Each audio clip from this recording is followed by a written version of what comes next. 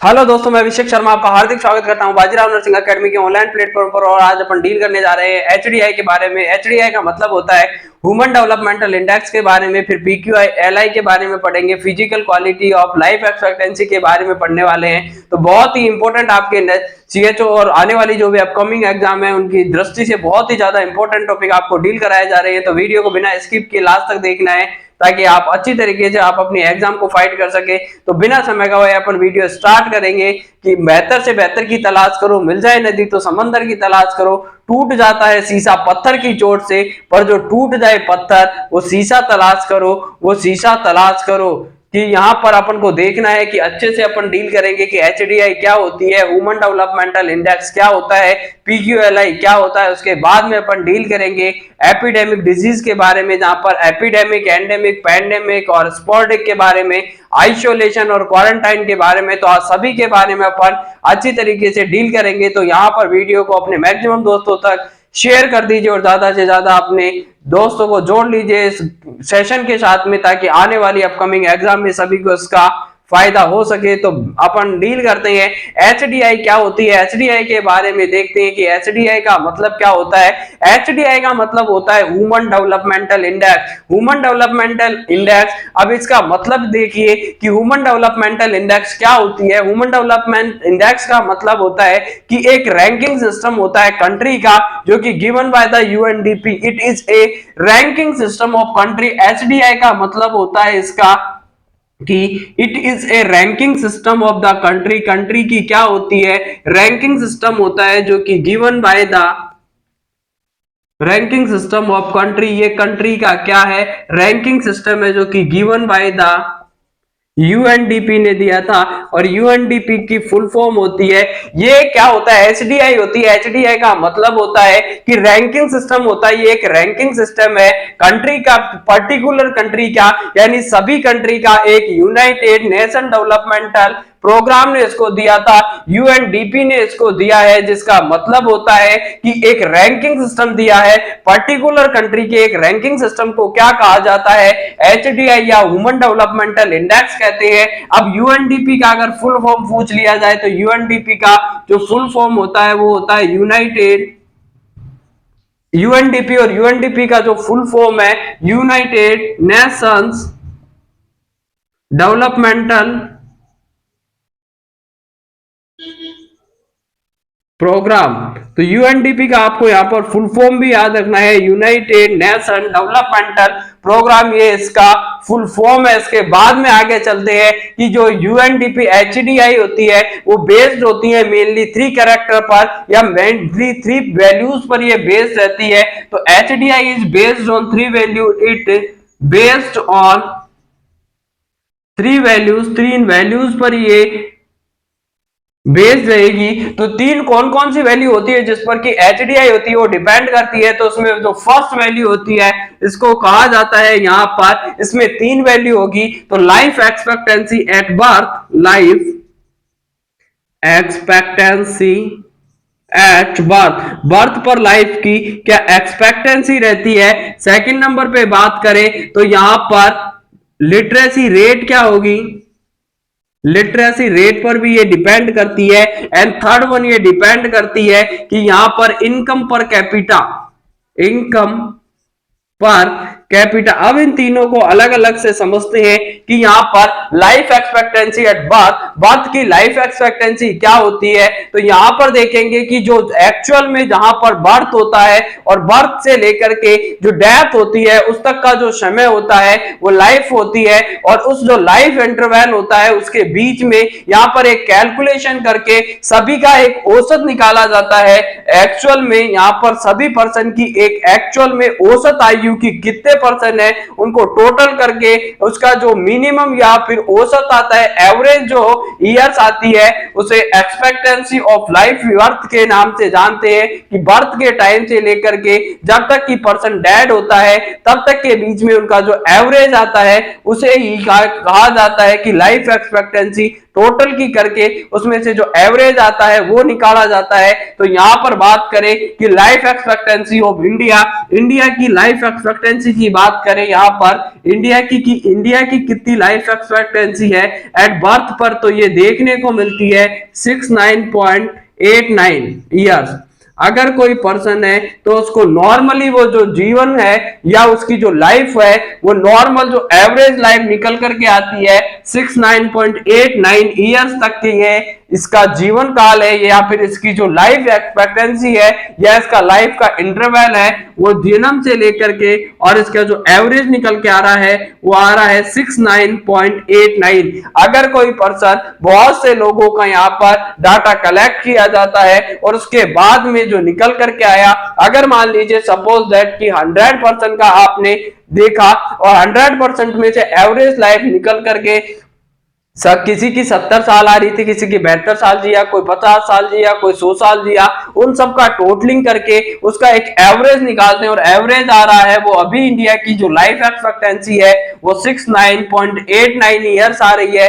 पहले ये थी वो थी 68.8 ईयर थी, ये बढ़ करके 69.89 ईयर हो गई है। बात करते हैं लिटरेसी रेट की, तो लिटरेसी रेट में क्या होना चाहिए, पर्सन है वो एबल होना चाहिए, जो पर्सन है वो एबल होना चाहिए रीड एंड राइट करने में। वो ऐसा नहीं है कि पर्सन है वो बीए पास ही होना चाहिए, लेकिन पर्सन है उसको लिखना और पढ़ना दोनों आना चाहिए। अगर कोई पर्सन है वो अपने नाम को या फिर वो कोई भी किताब पढ़ सकता है, उसको समझ सकता है, रीड कर सकता है, राइट कर सकता है, तो ऐसा पर्सन होगा, उसे लिटरेसी में रखा जाएगा। ये नहीं है कि कोई पर्सन है वो कलेक्टर ही होना चाहिए उसे लिटरेसी में रखेंगे। लिटरेसी का मतलब सिंपल सा है कि वो पर्सन रीड कर सकता है, राइट कर सकता है, तो उसे लिटरेसी रेट में शामिल करना है। थर्ड की बात करें इनकम पर कैपिटा की, तो इनकम पर कैपिटा में बात करते हैं कि इनकम पर कैपिटा का मतलब होता है किसी भी कंट्री की या किसी पर्टिकुलर जियोग्राफिकल एरिया में पर पर्सन कितनी जो इनकम होती है, पर पर्सन कितनी इनकम आती है, उसे इनकम पर कैपिटा के नाम से जानते हैं। तो इनकम पर कैपिटा की बात करें तो मिनिमम इसका जो स्कोर होता है इनकम पर कैपिटा का, स्कोर की बात करें स्कोर, और स्कोर होगा जो मिनिमम स्कोर होता है इनकम पर कैपिटा का वो 0 होगा। जबकि बात करें इसके मैक्सिमम स्कोर की तो मैक्सिमम स्कोर इसका 1 देखने को मिलता है। और जो सभी कंट्रीज होती है उसमें यूएनडीपी ने यहाँ पर 191 कंट्री है, 191 कंट्री है, जिसको कि किसमें एचडीआई में नाम दिया गया है। एचडीआई में इसने क्या किया है, इंक्लूड किया है। तो यहाँ पर बात कर लेते हैं सबसे जो मिनिमम स्कोर होता है इनकम पर कैपिटा का वो 0 देखने को मिलेगा, जबकि हाईएस्ट स्कोर होता है या मैक्सिमम स्कोर होता है 1 देखने को मिलता है। इसके बाद में अपन बात करते हैं कि एट प्रेजेंट में जो नंबर 1 पे है, तो नंबर 1 की बात करें जिसका मैक्सिमम स्कोर है वो स्विट्जरलैंड है। स्विट्जरलैंड है जिसका कि फर्स्ट नंबर पे स्विट्जरलैंड आता है, और स्विट्जरलैंड की जो इनकम पर कैपिटा है वो 0.962 है। जबकि सेकंड नंबर पे बात करें, ये फर्स्ट नंबर पे है स्विट्जरलैंड, जबकि सेकंड नंबर पे आता है नॉर्वे। एंड बात कर लेते हैं इंडिया की कि इंडिया है वो कहां पर इससे बिलोंग करता है। तो इंडिया इसमें बहुत ही पिछड़ा देखने को मिल रहा है। यहाँ पर इंडिया की जो रैंकिंग है, इंडिया की रैंकिंग की बात करें तो इंडिया की एट प्रेजेंट जो रैंकिंग है यूएनडीपी में, जो इसने एचडीआई में यूएनडीपी में रैंकिंग दी है, वो रैंकिंग है यहाँ पर देखने को मिलेगी 132 एट प्रेजेंट की बात करें तो 132 है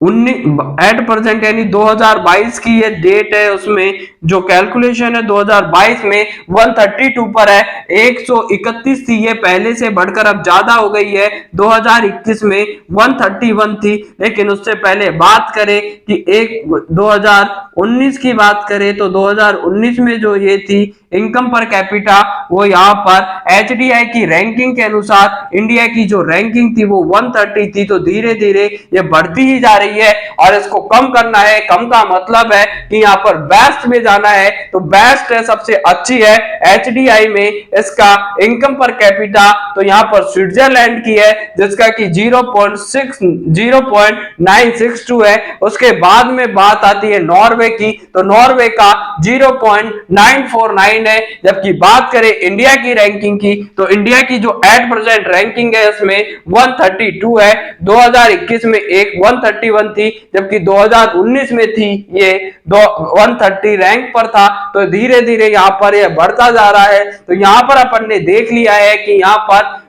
एचडीआई क्या होता है। एचडीआई का मतलब होता है कि एक रैंकिंग सिस्टम होता है जो कि यूएनडीपी ने दिया था, यूनाइटेड नेशन डेवलपमेंट प्रोग्राम ने ये दिया था। रैंकिंग सिस्टम होता है कंट्री का। इसमें मेनली 3 वैल्यूज होती है। फर्स्ट वन पे आता है life expectancy at birth, birth के दौरान जो किसी पर्सन की जो लाइफ होती है वो कितनी होती है। तो लाइफ एक्सपेक्टेंसी एट बर्थ है इंडिया में 969.89 ईयर है। लिटरेसी रेट में क्या आएगा, ऐसा पर्सन जो कि रीड एंड राइट कर सकता है, लिटरेसी रेट में उसको काउंट किया जाएगा। बात करते हैं थर्ड वन पे कि यहाँ पर इनकम पर कैपिटा, और इनकम पर कैपिटा का मतलब होता है किसी भी जियोग्राफिकल एरिया या कंट्री में पर पर्सन के द्वारा कितनी अर्निंग की जाती है, उस हिसाब से इसको देखते हैं। तो इनकम पर कैपिटा में मिनिमम स्कोर होता है 0 होता है, लेकिन मैक्सिमम स्कोर की बात करें तो मैक्सिमम स्कोर यहाँ पर 1 देखने को मिलेगा।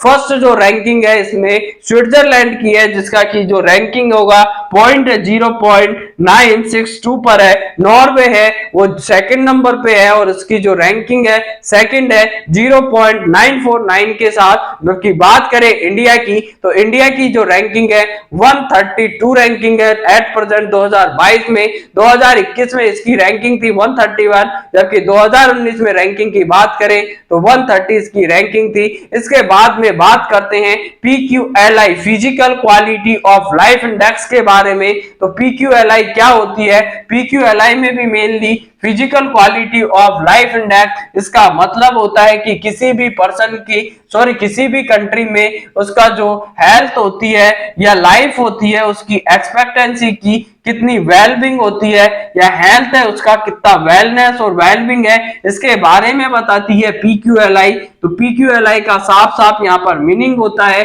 Physical quality of life index, किसी भी कंट्री की जो हेल्थ होती है उसके वेलनेस के बारे में बताती है। तो हेल्थ की वेलनेस के बारे में स्टडी करते हैं यहाँ पर PQLI में। और PQLI की जो फुल फॉर्म होती है वो होती है physical quality of life index. तो सेकंड वन पर अपन डील करेंगे PQLI।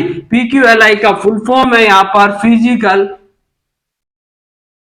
Quality of life index. Physical quality of life index, और इसका मीनिंग होता है कि यहाँ पर जो भी कंट्री है उसकी जो हेल्थ की वेलनेस है वो कैसी है उसके बारे में बताता है PQLI में भी मेनली इसमें 3 वैल्यूज होती है, या इसके भी 3 कंपोनेंट्स होते हैं, या तो वैल्यूज कह सकते हैं या फिर इसकी जो कंपोनेंट्स होते हैं इसमें भी वही 3 कंपोनेंट्स देखने को मिलेंगे। तो 3 कंपोनेंट्स कौन कौन से होते हैं उसकी बात करते हैं। फर्स्ट वन पर आएगा life expectancy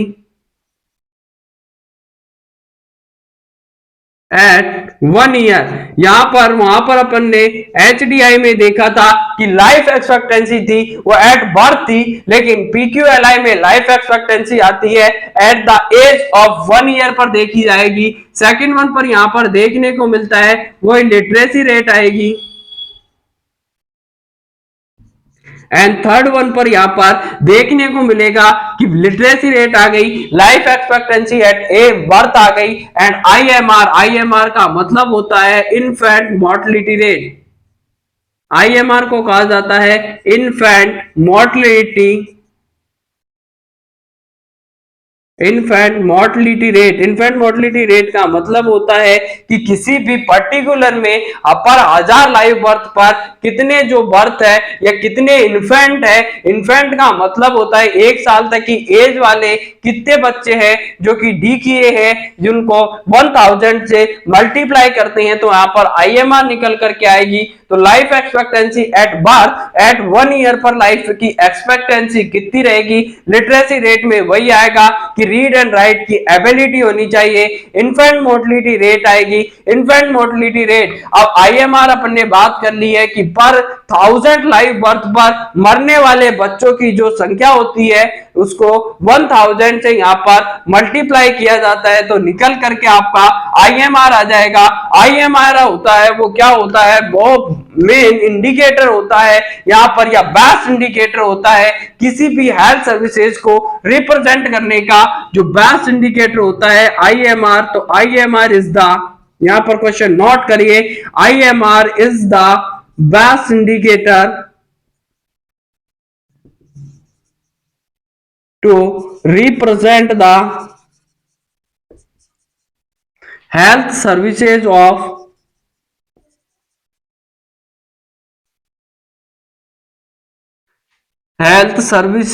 of any country। किसी भी कंट्री की हेल्थ सर्विसेज को रिप्रेजेंट करने के लिए जो बेस्ट इंडिकेटर होता है वो आईएमआर होती है।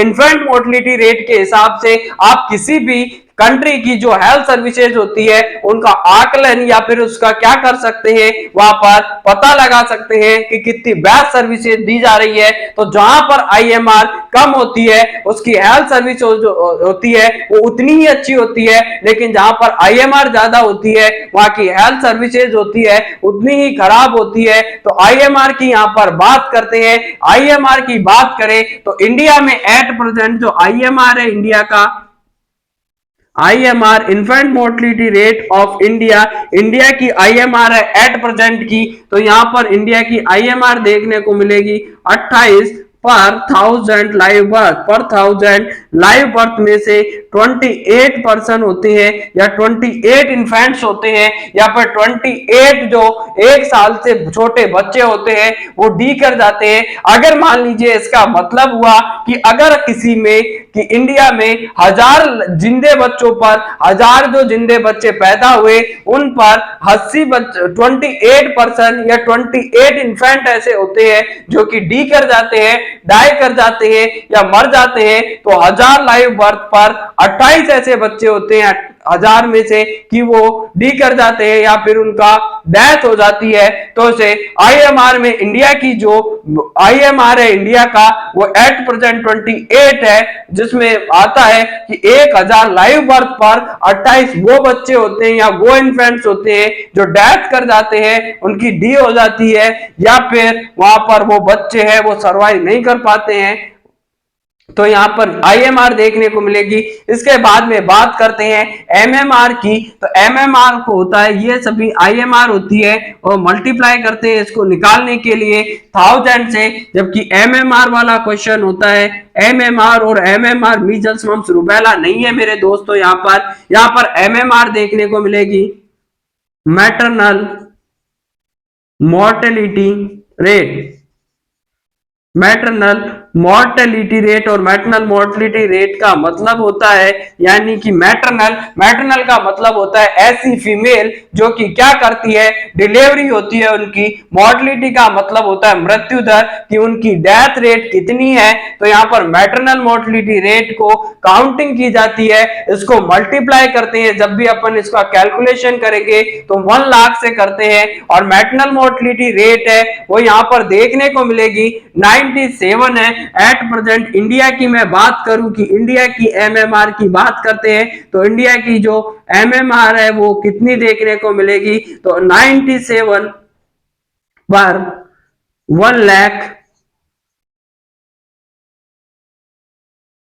97 पर लाख लाइव बर्थ पर, यानी कि यहां पर इंडिया की देखने को मिल रही है। इंडिया में जो एमएमआर है वो यहां पर बिल्कुल देखने को मिलेगी 97 लाइव बर्थ।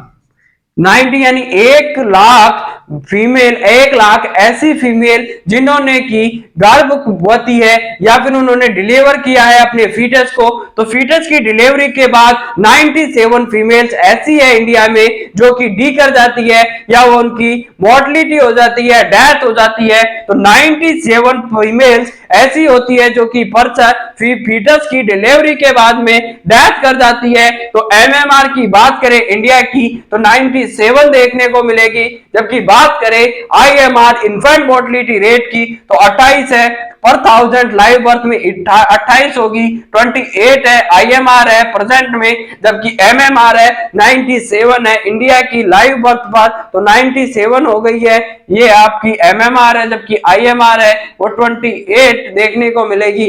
बात इसके आगे अपन बात करेंगे कि सुलेवान इंडेक्स और के बारे में। अब सुलेवान इंडेक्स जब पढ़ेंगे तो यहाँ पर एक इंडेक्स जो कि इससे इंटरलिंक नहीं है, वो इंटरलिंक होती है कॉन्ट्रासेप्शन से, लेकिन उसको भी यहाँ पर डील कर लेंगे ताकि आपको एक साथ में इंडेक्स याद रहे। तो सुलेवान इंडेक्स की बात करेंगे और सुलेवान इंडेक्स का मतलब होता है कि लाइफ ऑफ सुलेवान इंडेक्स की बात करते हैं और it is also known as the disability free life year के नाम से जानते हैं। तो सुलेवान इंडेक्स, सुलिवान इंडेक्स की मैं बात करूं, एसआई जिसे नाम से जाना जाता है, एसआई के नाम से जानते हैं, सुलिवान इंडेक्स के नाम से जानते हैं। इट इज द डेफिनेशन क्या होगी, it is also known as disability free life year. तो Sullivan index is also known as disability free life year.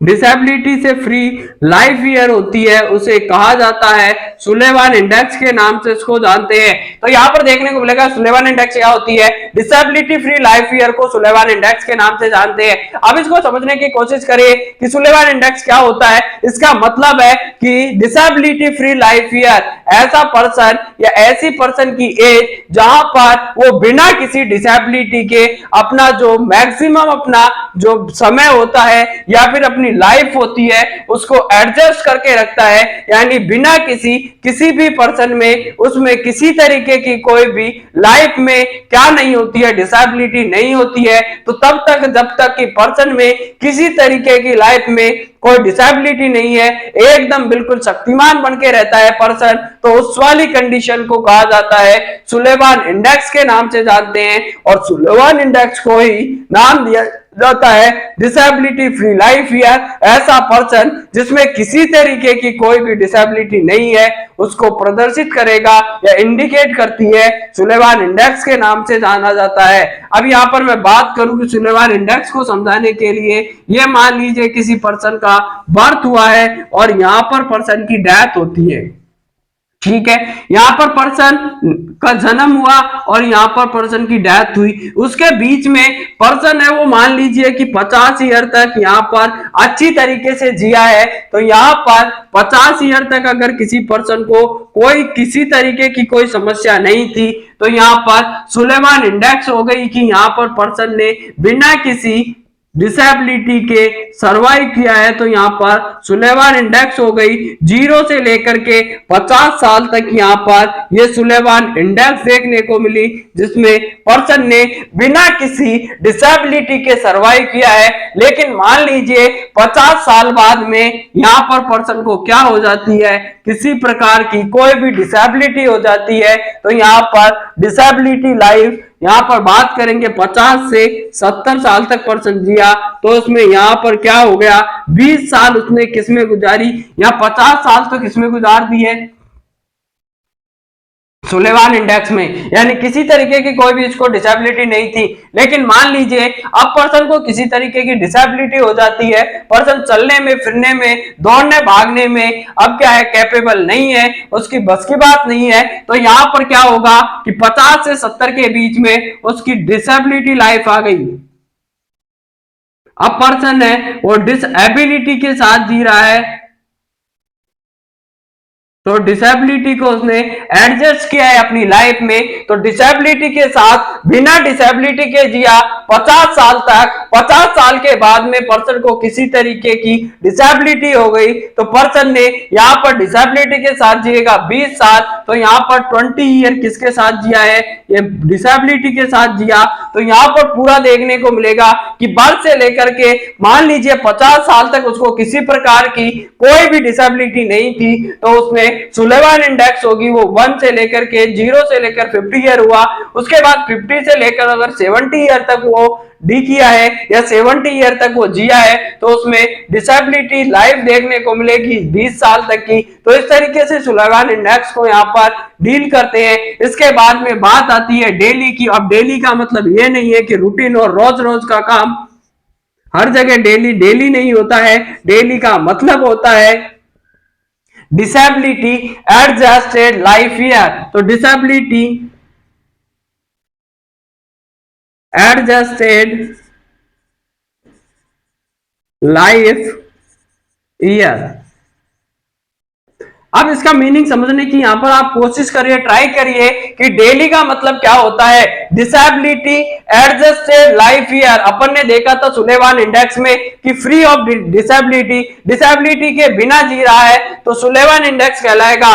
लेकिन पर्सन को अब किसी तरीके की डिसेबिलिटी हो गई तो यहां पर पर्सन को देखिए 50 साल के बाद में यहां पर इसको डिसेबिलिटी हुई और वो 70 साल तक जीता है। तो उसने क्या किया, डिसेबिलिटी के साथ में एडजस्ट करके बाकी की जो 20 साल बची थी उसको जिया है, या उसको क्या किया है यहाँ पर उसने कंपनसेट किया है। 50 से 70 साल के बाद में जैसे डिसेबिलिटी हुई तो डिसेबिलिटी को उसने एडजस्ट करके बाद में 20 ईयर और तक वो यहाँ पर उसकी लाइफ चली है। तो इसका मतलब हो गया डिसेबिलिटी को एडजस्ट करके उसने जो लाइफ जी है वो आएगा। तो DALY प्रदर्शित करती है यहाँ पर डिसेबिलिटी, या इंडिकेट करेगी डिसेबिलिटी एडजस्टेड लाइफ ईयर के बारे में। अब ये डेली क्या बताती है, ये बर्डन को बताती है, किसी भी डिजीज को बर्डन को बताएगी। तो इट इंडिकेट द, डेली क्या करती है, it indicate the burden of disease in society. Society में किसी भी डिजीज के बर्डन को बताती है। सोसाइटी में किसी तरीके का अगर कोई डिजीज है उसके डिप्रेशन को बताएगी या उसके बर्डन को बताती है। और बर्डन का मतलब होता है एक तरीके से बोझ, कि वहां पर कितना डिप्रेशन है उस डिजीज का या उसका कितना बर्डन है उस डिजीज का। तो डेली का मतलब हो गया, ये इंडिकेट करती है कि burden of disease in society, particular society में या कम्युनिटी की बात कर सकते हैं। तो पर्टिकुलर कम्युनिटी में क्या करती है, वहां पर जो डिजीज का बर्डन होता है उसको इंडिकेट करती है और उसे डेली कहते हैं। डेली का मतलब हो गया डेली एडजस्टेड लाइफ ईयर। ये भी कभी एग्जाम में फुल फॉर्म के रूप में पूछ लिया जाता है। या फिर डेली क्या करती है, इंडिकेट करती है बर्डन ऑफ डिजीज के बर्डन को इन द सोसाइटी में, डिजीज के बर्डन को इंडिकेट करेगी। अब DALY को कैसे निकाल सकते हैं, तो यहां पर इसका एक फॉर्मूला है डेली को निकालने का। DALY मेरे दोस्तों, डेली का मतलब रोज रोज नहीं है। डेली का मतलब है कि डेली को निकालने का फॉर्मूला की बात करें तो YLL plus YLD, YLL plus YLD से इसको निकाल सकते हैं। YLL का मतलब होता है, यहां पर YLL की मीनिंग होती है year loss of life, life के आपने कितने ईयर लॉस कर दिए। और YLD का मतलब होता है year loss due to disability, आपने अपनी लाइफ के कितने साल लॉस कर दिए हैं और कितने साल आपने डिसेबिलिटी की वजह से लॉस किए हैं, उन दोनों को मिलाकर के डेली कहा जाता है। तो डेली निकालने का फॉर्मूला है YLL plus YLD।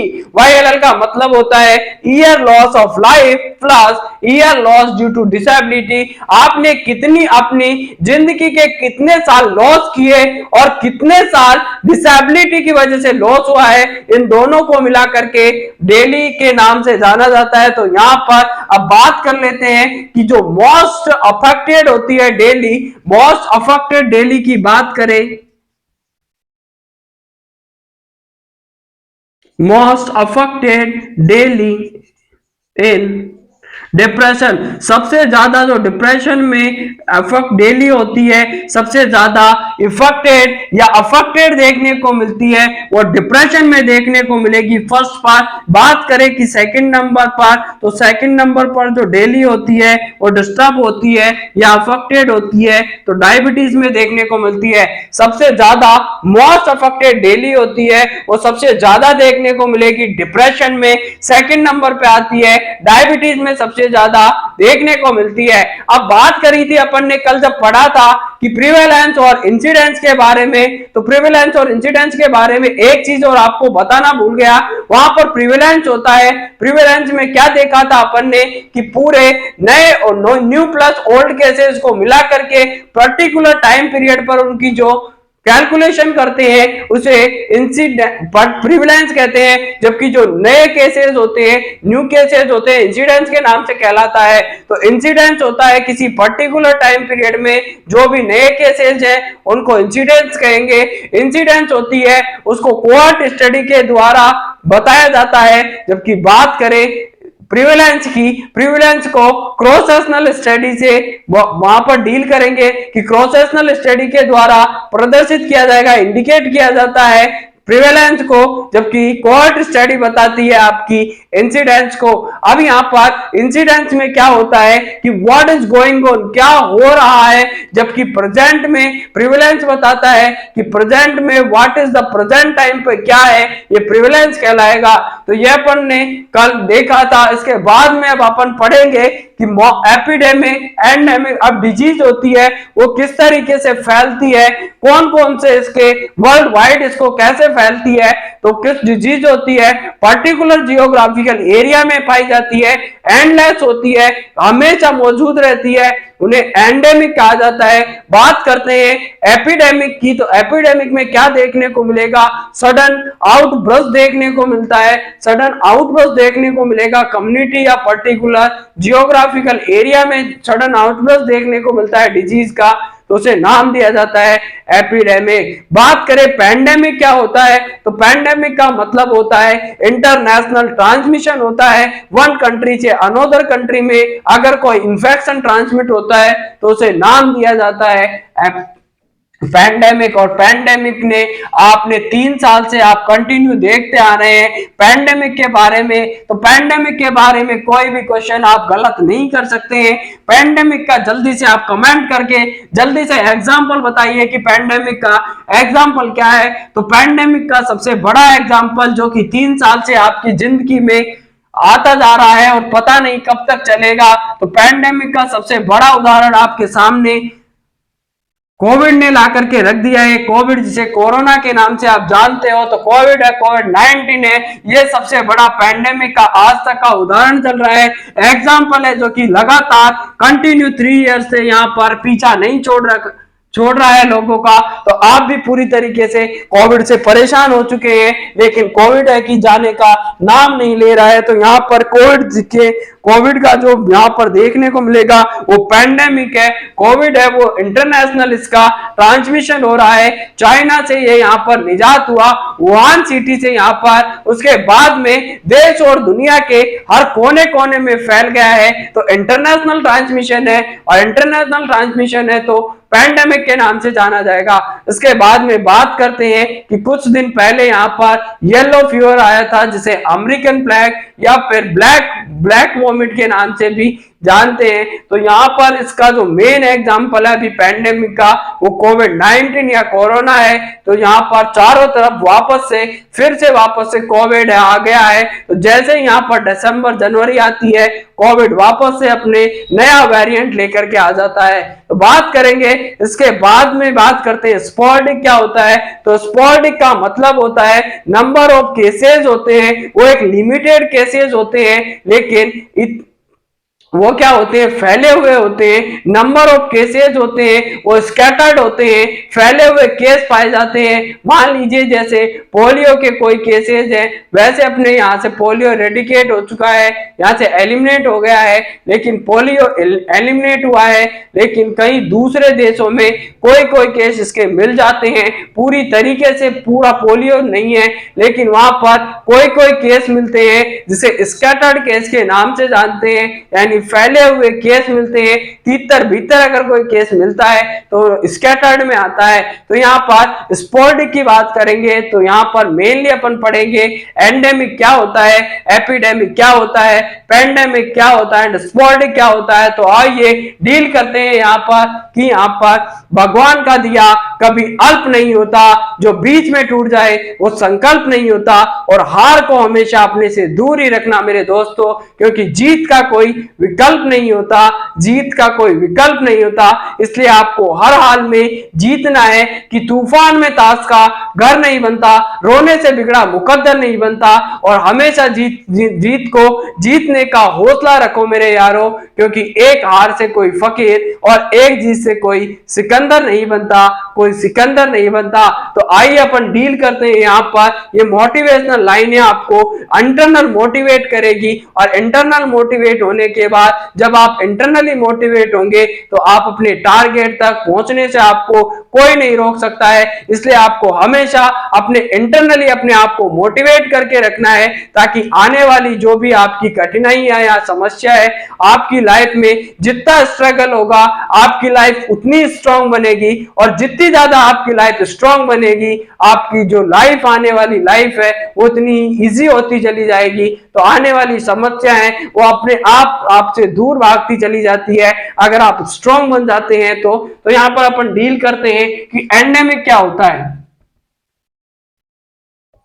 Endemic endemic का मतलब होता है पर्टिकुलर जियोग्राफिकल एरिया में अगर कोई डिजीज पाई जाती है तो उसे एंडेमिक के नाम से जानते हैं, और एंडलेस होती है। जब भी आप वहां पर जाओगे आप हमेशा उस डिजीज को पाओगे। तो यहाँ पर एक स्लोगन है कि जब भी आप ऐसे प्रदेश में जाओगे उस डिजीज को पाओगे, तो उसे एंडेमिक नाम दिया गया। आप सर्दी में चले जाए, आप बरसात में चले जाए, या फिर आप गर्मियों में चले जाए, हमेशा आपका स्वागत करने के लिए वो डिजीज वहां पर तैयार मिलती है आपको, तो उसे एंडेमिक के नाम से जाना जाएगा। जैसे मान लीजिए किसी पर्टिकुलर जियोग्राफिकल एरिया में कोई डिजीज है, हमेशा पाई जाती है, एंडलेस होती है, जब भी जाओगे आपका माला पहना करके स्वागत करने को हमेशा रेडी रहती है, तो उस डिजीज को कहा जाता है कि वहां पर पर्टिकुलर जियोग्राफिकल एरिया में एंडलेस अगर कोई डिजीज पाई जाती है तो उसे एंडेमिक के नाम से जानते हैं। तो उसका जो मेनली रेगुलरली पाई जाती है disease localized in particular geographical area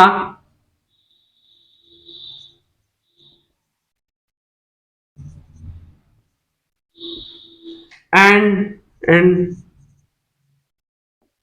less in nature। Nature में क्या होती है, एंडलेस होती है, जिसका कभी भी एंड नहीं होता है। जब भी आप जाओगे इस डिजीज को पाओगे। एग्जाम्पल की बात करें कि एग्जाम्पल क्या है, तो इसका गोइटर होता है, वो हिमालय एरिया में, जैसे बात करूं मैं एग्जाम्पल की, एंडेमिक का एग्जाम्पल है तो goitre in Himalaya,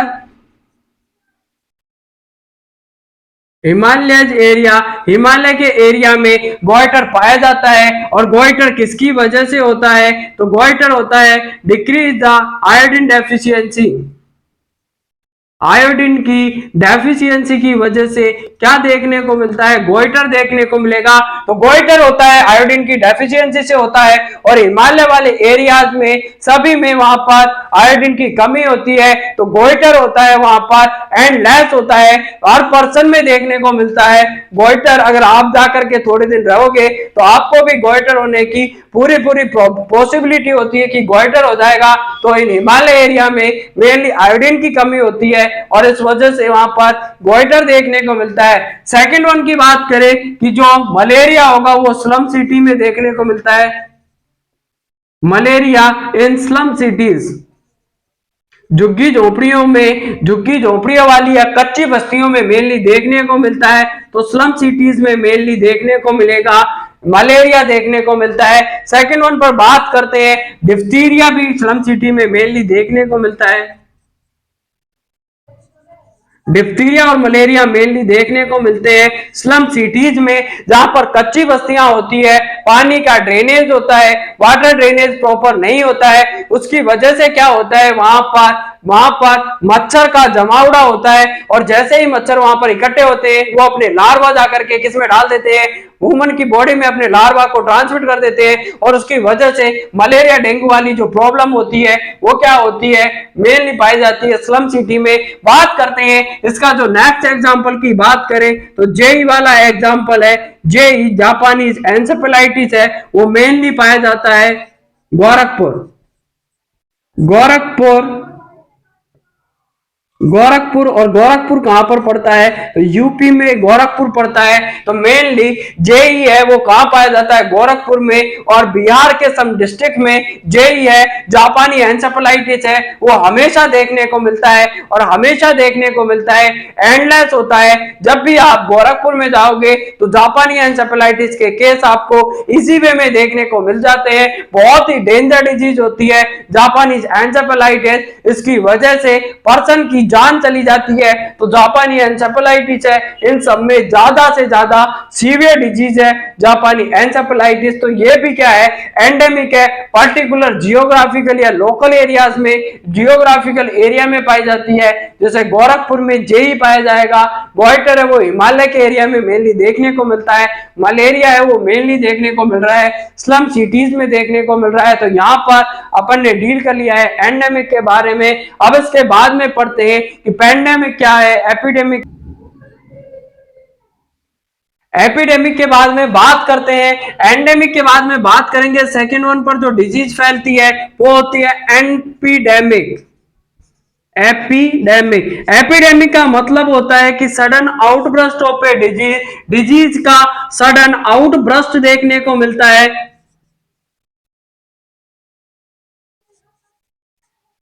sudden outburst of disease in a wide spread occurrence होगा, इसका वाइड स्प्रेड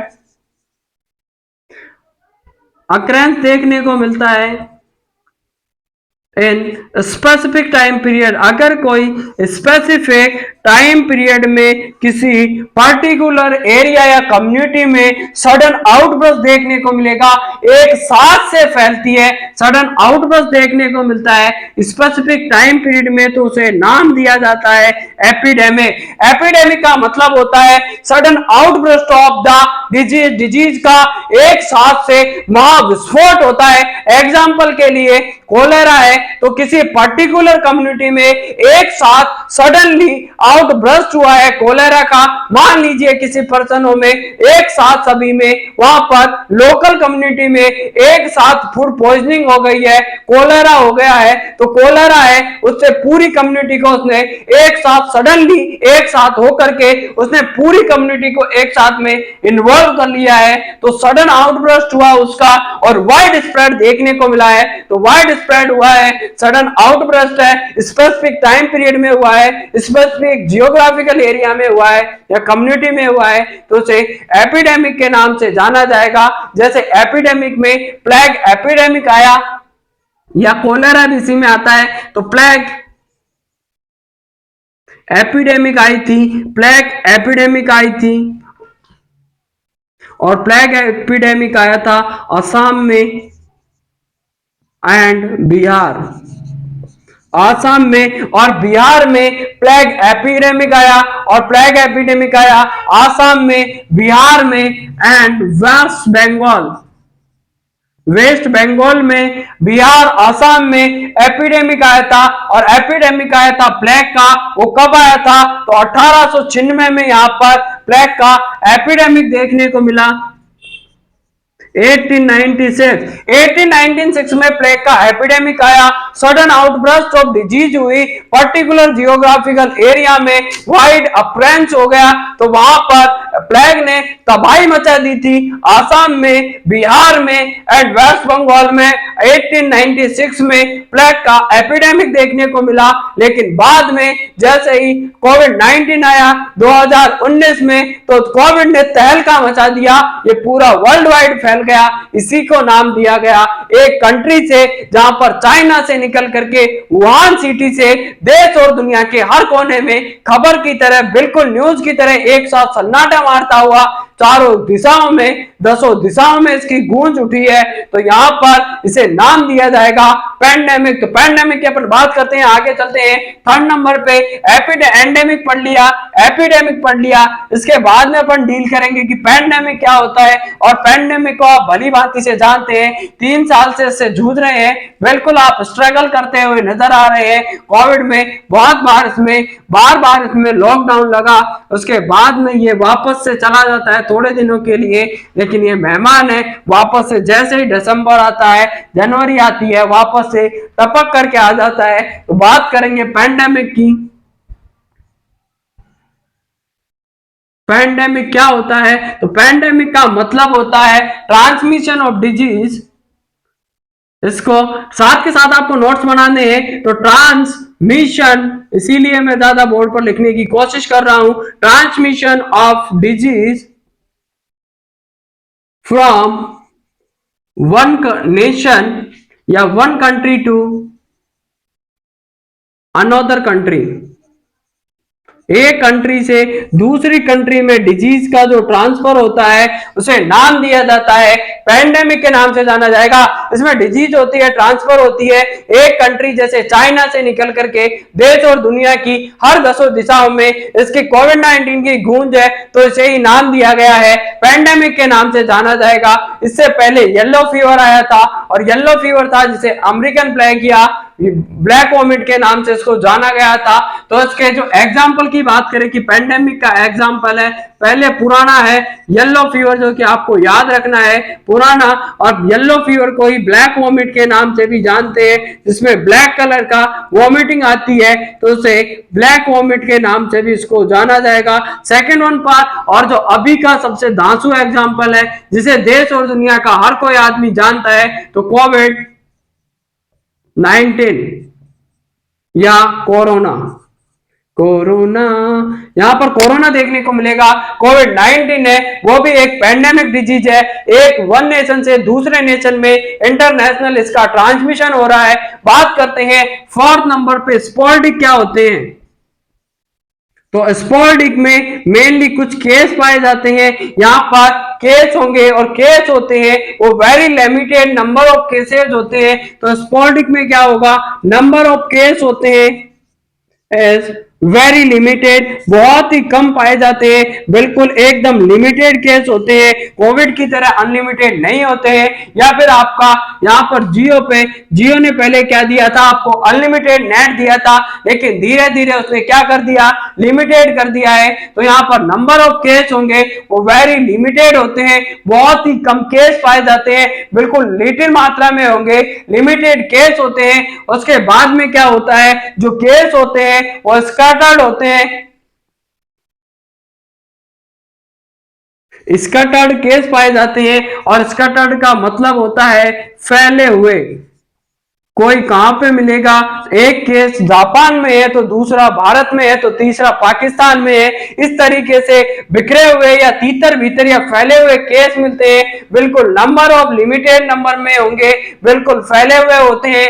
तो इन प्रकार के केस को नाम दिया जाता है स्पोर्डिक कहते हैं, इन्हें एक्सोटिक स्पोर्डिक के नाम से भी जानते हैं। तो यहां पर अपन ने क्या क्या डील कर लिया है, सबसे पहले HDI पढ़ा, HDI का मतलब होता है रैंकिंग सिस्टम होती है, जो कंट्री की रैंकिंग सिस्टम दी जाती है। UNDP United Nation of Development Programme में इसको दिया था। उसके बाद में इसके 3 वैल्यूज होती है, कंपोनेंट होते हैं, life expectancy at birth, literacy rate and third one पे income per capita. Income per capita में आता है किसी भी देश में रहने वाले जो भी मेंबर होते हैं या पर्सन की जो पर इनकम होती है उसे इनकम पर कैपिटा के नाम से जानते हैं। 0 से लेकर 1 नंबर इसका मैक्सिमम होता है, मिनिमम 0 मार्क होता है, मैक्सिमम 1 पर आता है। फर्स्ट रैंक है इसकी स्विट्जरलैंड की है, जबकि सेकंड वन पर पे जिसका की जो रैंकिंग का पॉइंट है 0.962। बाद में बात करते हैं नॉर्वे, सेकंड नंबर पे है 0.949 के साथ में। बात करें इंडिया की तो इंडिया है 132 रैंकिंग पर है, 2021 में 131 था, 2019 में 130 रैंकिंग थी। इसके बाद में बात करते हैं PQLI physical quality of life index के बारे में। तो PQLI क्या बताती है, किसी भी कंट्री की जो हेल्थ की वेलनेस होती है उसको इंडिकेट करती है। तो PQLI में भी 3 आते हैं, physical, PQLI life expectancy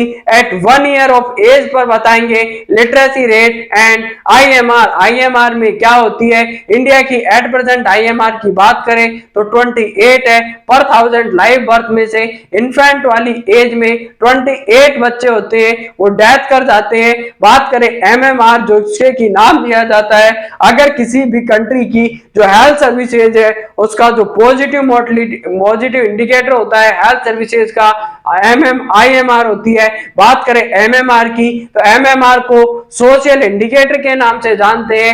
MMR निकालते हैं वो पर 1 लाख वुमन जो कि मैटरनल एज में थी या रिप्रोडक्टिव में, जिन्होंने की फीटस की डिलीवरी करवाई है या बच्चा की डिलीवरी करवाई है, उसमें से जो फीमेल्स होती है वो डेथ कर जाती है, डी कर जाती है, उनकी जो संख्या होती है MMR के नाम से जानते हैं।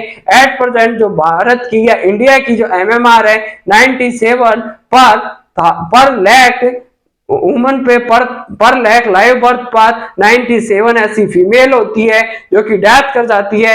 उसके बाद में अपन ने पढ़ा था सुलेवान इंडेक्स। तो सुलेवान इंडेक्स का मतलब होता है कि free of disability free life, disability से फ्री जो लाइफ होती है उसे नाम दिया जाता है सुलेवान इंडेक्स। इसके बाद में अपन ने पढ़ा daily adjusted life year. Daily adjusted life year में क्या होता है, डिसेबिलिटी के साथ में आपने जिंदगी के कितने साल डिसेबिलिटी के साथ जिए हो उसे डिसेबिलिटी एडजस्टेड लाइफ ईयर कहते हैं। डेली को निकालने के लिए एक फॉर्मूला था, DALY is equal to YLL plus YLD। YLL का मतलब था year loss of life and year loss due to the disability. इसके बाद में अपन ने एक टर्म और पढ़ लेते हैं, यहाँ पर सुलेवान इंडेक्स पढ़ी थी अपन ने, और इसके बाद में पढ़ते हैं पर्ल इंडेक्स। अब पर्ल इंडेक्स है मेनली ये रिलेटेड है, जब अपन कॉन्ट्रासेप्टिव पढ़ेंगे तो वहां पर इसको अच्छी तरीके से डील करेंगे। लेकिन एग्जाम में क्वेश्चन पूछा जाता है पर्ल इंडेक्स क्या होती है, तो पर्ल इंडेक्स का मतलब होता है it is the failure rate of any contraceptive. It is the failure rate of any contraceptive. किसी भी कॉन्ट्रासेप्टिव्स के फेल्योर की जो रेट होती है उसे नाम दिया जाता है पर्ल इंडेक्स। पर्ल इंडेक्स का मतलब होता है ये बताती है कि किसी भी कॉन्ट्रासेप्टिव आप यूज कर रहे हैं, चाहे आप उसमें IUCD ले या फिर आपका कॉन्डोम हो, बैरियर मेथड है, केमिकल मेथड है, तो उसकी जो फेल्योर रेट होती है या फिर आपके जो परमानेंट मेथड है, यहाँ पर ट्यूबेक्टोमी वैसेक्टोमी के बारे में बात करें तो उसकी जो फेल्योर रेट होती है उसके बारे में बताती है, तो उसे पर्ल इंडेक्स के नाम से जानते हैं। पर्ल इंडेक्स है वो failure rate of the any contraceptive, किसी भी कॉन्ट्रासेप्टिव की फेल्योर रेट के बारे में बताती है, पर्ल इंडेक्स के नाम से उसको जानते हैं। तो अपन ने बात की है यहाँ पर बहुत ही इंपॉर्टेंट आपके क्वेश्चन हो कि यहाँ से एग्जाम में हर बार कोई ना कोई क्वेश्चन यहाँ से, तो यहां पर अपने बहुत से क्वेश्चन डील कर लिए गए हैं। यहां से हर बार एग्जाम में मैक्सिमम चांसेस होते हैं क्वेश्चन के आने के, तो यहां से आपको हर एग्जाम में 2 से 3 क्वेश्चन जरूर देखने को मिलेंगे, तो वीडियो को किसी भी तरीके से एस्केप नहीं करना है, यहां पर आपको पूरा वीडियो देखना है, कहीं से भी क्वेश्चन आ सकता है। तो यहां पर अपन ने उसके बाद देखा एपिडेमिक, एंडेमिक, पैंडेमिक और स्पोर्डिक केसेस के बारे में। अब अपन आगे बढ़ रहे हैं और आगे बढ़ेंगे तो यहां पर देखते हैं लास्ट टॉपिक इसका और डील कर लेते हैं आइसोलेशन एंड क्वारंटाइन के बारे में, जो कि बहुत अच्छी तरीके से कोविड आने के बाद इसके बाद में इसका जो आइसोलेशन और क्वारंटाइन होता है इसका आपको भी सभी को भली भांति प्रकार से अच्छी तरीके से पता है आपको सभी को कि आइसोलेशन और कोविड में क्या किया जाता है, यहाँ पर क्वारंटाइन करते हैं। तो इसके बारे में भी एक डील कर लेते हैं, क्योंकि आइसोलेशन और क्वारंटाइन से बहुत से क्वेश्चन आपके एग्जाम में आएंगे, आए हैं और आने की बहुत ज्यादा प्रोबेबिलिटी रखता है। तो यहाँ पर बात करते हैं कि क्वारंटाइन क्या होगा, आइसोलेशन क्या होगा। तो एक साइड लिख लीजिए आप isolation and quarantine. Isolation and quarantine. अब अपन इसको डील करते हैं कि आइसोलेशन क्या होता है, क्वारंटाइन क्या होता है। आइसोलेशन का मतलब होता है अगर कोई इंफेक्टेड पर्सन को सेपरेट करते हैं तो उसे नाम दिया जाता है आइसोलेशन। आइसोलेशन में देखिए अगर कोई इंफेक्टेड पर्सन है, मान लीजिए मेरे को कोविड हो गया है या कोरोना से मैं इंफेक्टेड हूं, तो मेरे को अगर इंफेक्टेड हूं तो मेरे को अगर किसी कमरे में बंद किया जाएगा या मेरे को सेपरेट किया जाता है तो उसे कहा जाता है आइसोलेशन। आइसोलेशन का मतलब ही यही है किसी पर्सन में डिजीज है, डिजीज के पॉजिटिव साइन एंड सिम्टम है तो उसको सेपरेट करना, अलग करना आइसोलेशन कहलाता है। जबकि बात करें क्वारंटाइन की तो क्वारंटाइन का मतलब होता है पर्सन है वो हेल्दी है, अभी उसमें किसी तरीके का कोई भी साइन एंड सिम्टम प्रेजेंट नहीं है, लेकिन वो इन्फेक्टेड पर्सन के कांटेक्ट में आ गया है। अब इसको एग्जांपल से समझिए, अगर मान लीजिए मैं कोविड पॉजिटिव था और मेरे कांटेक्ट में कोई पर्सन आ गया है, लेकिन उसमें अभी तक किसी तरीके का कोई भी कोविड के साइन एंड सिम्टम प्रेजेंट नहीं है, लेकिन उसको भी आप क्या करोगे, आइसोलेट करोगे या उसको क्या करते हैं, उस पर्सन को सेपरेट करते हैं। तो उस पर्सन को जिसको कि पॉजिटिव साइन एंड सिम्टम नहीं है, लेकिन वो जो जिसको डिजीज थी, इन्फेक्टेड था, उसके कांटेक्ट में आया है तो उसको कहा जाएगा क्वारंटाइन। यहां पर अच्छी तरीके से समझ लीजिए दोनों में डिफरेंस, कई बच्चे सारा दिन कंफ्यूज होते रहते हैं क्वारंटाइन क्या होता है, आइसोलेशन क्या होता है। क्वारंटाइन का मतलब होता है कोई मैं अगर सपोज दैट मैं पर्सन हूं और मैं अगर इन्फेक्टेड हूं, मान लीजिए थोड़ी समय के लिए मैं आपके गुरुजी है, आपके गुरुजी कोविड पॉजिटिव हो गए हैं तो करने कोई जरूरत नहीं है, कोविड है आराम से ठीक हो जाएगा। तो यहां पर जैसे मान लीजिए मैं कोविड पॉजिटिव हुआ, कोविड पॉजिटिव मैं हुआ तो मेरा अगर सेपरेट किया जाएगा मेरे को तो उसे आइसोलेशन कहेंगे। लेकिन बात करें मैं कोविड पॉजिटिव था, मेरे संपर्क में या मेरे कांटेक्ट में कोई और पर्सन आया, लेकिन उसमें अभी किसी तरीके का कोई भी positive sign and symptom present नहीं है कोविड का, लेकिन वो मेरे संपर्क में आया है, मेरे कांटेक्ट में आया है और उस पर्सन को अगर आप सेपरेट करोगे तो उसे क्वारंटाइन के नाम से जाना जाएगा। इसका मतलब है डिजीज वाले पर्सन को सेपरेट करोगे आइसोलेशन कहलाएगा, लेकिन उस पर्सन को जो कि डिजीज वाले के कांटेक्ट में आया है लेकिन उसको अभी तक डिजीज नहीं हुई है या कोई साइन एंड सिम्टम नहीं आया है तो उसको कहेंगे क्वारंटाइन। तो यहां पर आप लिखिए कि सेपरेशन ऑफ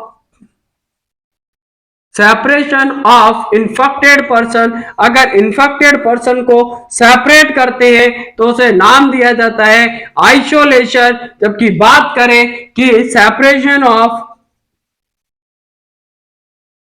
हेल्दी पर्सन का सेपरेशन करते हैं हु इज, जो कि कांटेक्ट विद इन्फेक्टेड पर्सन के कांटेक्ट में आया है लेकिन अभी तक वो क्या नहीं है, इन्फेक्टेड नहीं है लेकिन इन्फेक्टेड पर्सन के कांटेक्ट में है तो उसे क्वारंटाइन करेंगे, जबकि जो पर्सन इन्फेक्टेड है या डिजीज से ग्रसित है उसे आइसोलेट करते हैं। सेकंड नंबर पे बात करते हैं कि अब इसको आइसोलेशन तो किया है लेकिन आइसोलेशन कब तक करेंगे, तो उसमें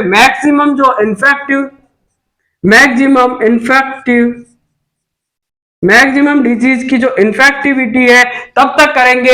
इन्फेक्टिविटी का मतलब होता है कि वो पर्सन एक पर्सन से दूसरे पर्सन में डिजीज ट्रांसमिशन कर सकता है, तो उसे इन्फेक्टिविटी कहते हैं, यानी इन्फेक्शन ट्रांसमिशन की जो रेट होती है इन्फेक्टिविटी कहलाती है। तो मैक्सिमम जब तक वो इन्फेक्शन ट्रांसमिट कर सकता है दूसरे पर्सन को तब तक के लिए उसको आइसोलेट करेंगे।